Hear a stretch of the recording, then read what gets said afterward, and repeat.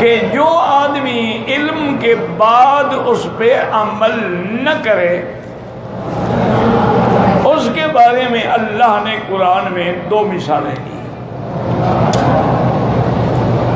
ایک مثال تو اللہ نے دی ہے کہ مثل الذین حملوا التوراۃ ثم لم یحملوها کمثل الحمار یحمل اسفارا۔ اللہ نے فرمایا کہ جیسے کہ ہم نے جن کو تورات کا علم دیا تھا، اللہ نے اپنی کتاب کا علم دیا تھا، اور سیدنا موسیٰ علیہ السلام کلیم اللہ تھے، اولو العزم من الرسل تھے، ان کی نبوت دی تھی اور ان کی قوم میں انبیاء بھیجے تھے، لیکن انہوں نے تورات کا عمل نہ کیا، تورات پر عمل چھوڑ دیا۔ ایسے نتیجہ ہے جیسے کہ کوئی گدھا ہو اور گدھے پہ آپ کتابیں لا دیں تو گدھے کو تو کوئی فائدہ نہیں ہوگا نا، ان کو بھی تورات سے کوئی فائدہ نہیں۔ تو معنی یہ ہوتا ہے کہ اگر کسی آدمی کو علم ہے لیکن عمل نہ کرے تو اس کی مثال تو پھر وہی ہے نا کہ جیسے گدھا ہو۔ ایک مثال تو اللہ نے دی قرآن میں کمثل الحمار، اور ایک مثال ابھی آپ نے پڑھی ہے کہ اللہ نے مثال دی کمثل الکلب، اس کی مثال ایسی ہے جیسے کتا، ان تحمل علیہ یلہث و ان تترکہ یلہث، یعنی آپ اس کو بھگائیں یا ماریں تب بھی وہ زبان نکال کے ہانپتا رہتا ہے، اور کچھ بھی نہ کہیں نہ ماریں تب بھی وہ زبان نکال کے ہانپتا رہتا ہے۔ یہ دو مثالیں کیوں اللہ نے دی، اس پہ غور کریں۔ علماء نے فرمایا کہ سب سے بلید جانور جو ہے وہ گدھا ہے۔ بلید کا کیا معنی ہے؟ یعنی کند ذہن، یہ اس کے اندر ذہانت نہیں ہے۔ اسی لیے آپ دیکھیں نا یہ ضرب المثل بن گئی ہے۔ آج بھی جو بچہ نہیں پڑھتا استاد کہہ رہی آپ تم گدھے ہو، کبھی وہ گھوڑا تو نہیں کہتا نا۔ وجہ کیا ہے کہ یہ جانور ہی بلید ہے، عجیب بے وقوف جانور ہے۔ اچھا اگر اس کو تم سوار کرنا چاہو مثلا کشتی میں، جہاز میں، اس کو آگے کھینچو گے تو یہ پیچھے زور لگائے گا، اور اگر آپ اس کو پیچھے کھینچے تو دوڑ کے چڑھ جائے گا، یعنی ہر وہ کام کرے گا جو آپ کی رائے کے الٹ ہے۔ اور دوسری بات یہ ہے کہ اتنا کند ذہن جانور ہے کہ اس پہ آپ جتنا وزن رکھنا شروع کر دیں نا جی، کہ مثلا 1 من 2 من 4 من، یہ وزن کے بوجھ سے زمین پر بیٹھ جائے گا لیکن آواز نہیں نکالے گا۔ ورنہ ہر جانور جو ہے اس پہ جب آپ بوجھ رکھتے ہیں تو لازمی بات ہے وہ بیچارہ آوازیں نکالتا ہے۔ یہ واحد جانور ہے، آپ اس پر جتنا بوجھ مرضی آئے رکھیں زمین سے لگ جائے گا لیکن آواز ہی نہیں۔ اچھا اور جب اس پہ کوئی بوجھ نہیں ہوگا، حضرت اکیلے کھڑے ہوں گے تو پھر آوازیں نکالے گا۔ تو اتنا یہ کند ذہن ہے بھئی، جہاں فریاد کرنے کا وقت تھا وہاں تو تم نے آواز نکالی ہی نہیں، اور آپ اگر اکیلے کھڑے ہوئے ہیں تو اب جناب آوازیں دے رہے ہیں۔ تو اس لیے یہ جانور جو ہے یہ بلید ہے، اس کے اندر عقل کی کمی ہے۔ یہی سبب بنا کہ اللہ نے ان علماء تورات کو ان سے تشبیہ دی۔ اچھا کتا جو ہے اس کو 2 چیزوں کی تلاش ہوتی ہے، یاد رکھو۔ ایک تو اس کو تلاش ہوتی ہے کھانے پینے کی چیز کی، زمین پہ منہ مارتا رہتا ہے، کہیں کوئی ہڈی، کہیں کوئی بوٹی، کہیں کوئی چیز مل جائے۔ اور دوسرا اس کو تلاش ہوتی ہے شہوت کی، کتے کے اندر شہوت بہت زیادہ ہوتی ہے۔ اسی لیے آپ نے دیکھا ہے نا کہ یہ واحد غلیظ اور نجس العین اور بے غیرت جانور ہے کہ ایک کتی پہ ایک کتا تو باقی لائن لگا کے کھڑے ہوں۔ یہ واحد کمینہ اور بے غیرت جانور۔ اور دوسری بات یہ ہے کہ اس کو آپ یعنی لکڑی ماریں تب بھی زبان نکال کے بھاگے، نہ ماریں تب بھی زبان نکال کے ہلاتا رہے گا، اس کی حالت وہی رہتی ہے۔ آپ لوگوں نے یعنی غور نہیں کیا ہے کہ دشمنان اسلام جو ہیں، اعداء اسلام جو ہیں، ملاحدہ، زنادقہ، وہ کتنا بڑے اسلام کے دشمن ہیں کہ حضور نے کتے کو نجس العین قرار دیا، انہوں نے کتے کو ماشاءاللہ اپنی اولاد بنا دیا۔ حضور نے فرمایا کہ کتا جو ہے وہ اتنا نجس العین ہے کہ کسی شکل میں وہ پاک ہو ہی نہیں سکتا، ورنہ جانور مر جائے، مردار ہو جائے، چمڑا اتار لو، چمڑے کو رنگ دیتے ہیں، دھوتے ہیں، صاف کرتے ہیں، چمڑا استعمال ہو، لیکن کتے کا چمڑا استعمال نہیں ہو سکتا، یہ نجس العین۔ اسی طرح اگر کوئی جانور ہے یا کوئی اور ناپاک چیز ہے آپ کے برتن میں کسی چیز کو، اس کو تو 3 دفعہ دھو ڈالیں کافی ہے، لیکن کتا اگر کسی برتن میں زبان مارے، حضور نے فرمایا کہ اس کو 7 دفعہ دھوئیں اور 1 دفعہ مٹی لے کے مٹی سے رگڑیں اس کو، یعنی یہ ایسی نجس چیز ہے۔ پہلے ہم جب پڑھتے تھے یہی سمجھتے تھے کہ اس زمانے میں کوئی صابن تو ہوتے نہیں تھے، کوئی اینٹی سیپٹک دوائیں نہیں ہوتی تھی، کوئی اینٹی بیکٹیریل دوائیں نہیں ہوتی تھی، نہ مٹی سے تو صاف کیے جاتے تھے، اس لیے حضور پاک نے مٹی سے مثال دی ہے کہ بھی 1 دفعہ اس کو مٹی سے مانجھا جائے۔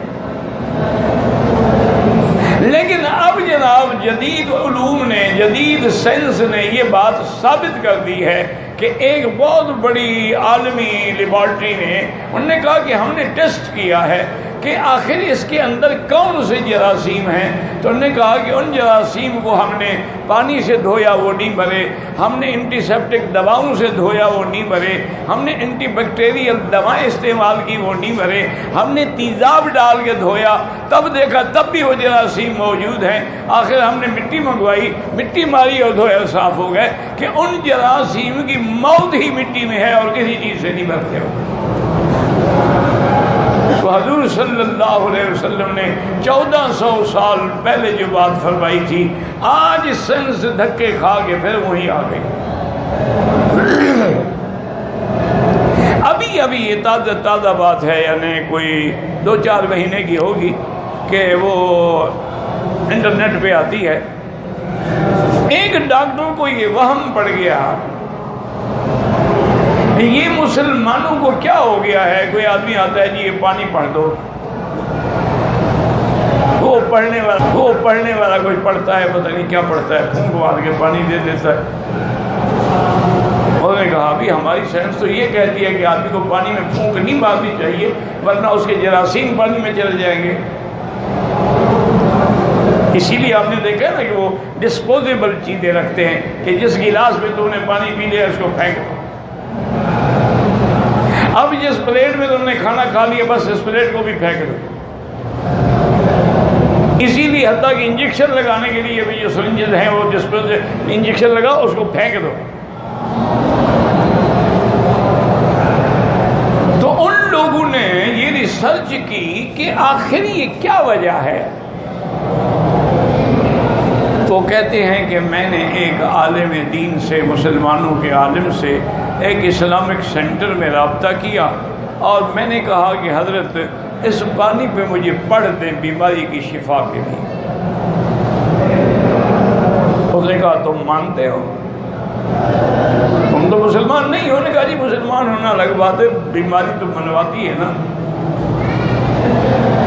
تو کہتے ہیں کہ بزرگوں نے کچھ پڑھا، اللہ عالم، سورۃ فاتحہ پڑھی، آیات شفا پڑھی جو قرآن میں 7 آیات شفا ہیں، یہ بھی بہت بڑی اللہ کی نعمت عظمیٰ ہے۔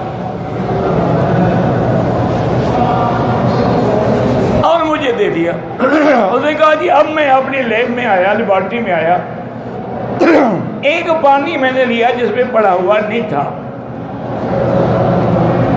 اور ایک پانی وہ تھا جس میں پڑا ہوا تھا۔ اس نے کہا جب میں نے اس کو اپنے آلات سے دیکھا تو جس پر اس نے دم کیا تھا اس پانی میں اللہ کی طرف سے کوئی تغیرات پیدا ہو،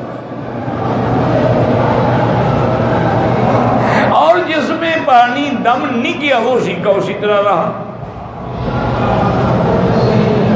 تو کہنے کہا کہ میں حیران ہو گیا کہ واقعی اللہ کے کلام کا اتنا اثر ہے کہ اب مجھے خود ماننا پڑا، سائنٹیفک طور پہ ماننا پڑا کہ پڑھنے سے پانی میں اثر آ جاتا ہے۔ اسی طرح آپ دیکھیں کہ زمزم کے بارے میں انہوں نے اب جتنی یہ تحقیق کر سکتے تھے انہوں نے کر لی ہے، اور یہ ماننے پہ مجبور ہو گئے ہیں کہ زمزم جو ہے وہ شفا،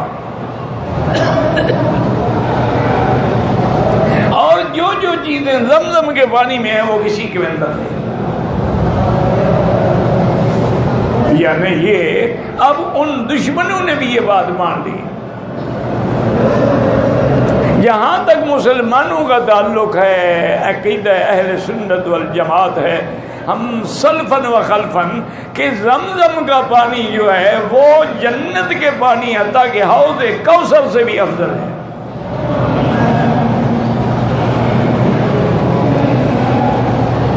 اس کی وجوہات دیکھیں نا، یاد رکھیں کہ علماء جو ہیں وہ اپنی طرف سے کوئی بات نہیں کہتے، قرآن و حدیث سے وہ دلائل کو نکالتے ہیں، وہ موتی چنتے ہیں جو سمندر کے اندر ہیں تو سمندر کے اندر، نہ سمندر نہ ہو تو موتی کہاں سے نکالیں گے؟ انہوں نے استدلال کیا ہے سب سے بڑا کہ بھئی حضور صلی اللہ علیہ وسلم کا شق صدر ہوا، جب آپ کا سینہ مبارک کھولا گیا تو حضرت جبریل علیہ السلام تمام چیزیں جو ہیں وہ ایک سونے کے تشت کے اندر بھر کے لائے، حضور کو لٹایا، حضور کو سلایا، اور آپ کا سینہ مبارک کھولا، اس کے اندر وہ ایمان و حکمت کی نعمتیں جو لائے تھے وہ اس کے اندر بھر دی۔ ساری چیزیں جنت سے آئیں لیکن پانی زمزم کا لیا۔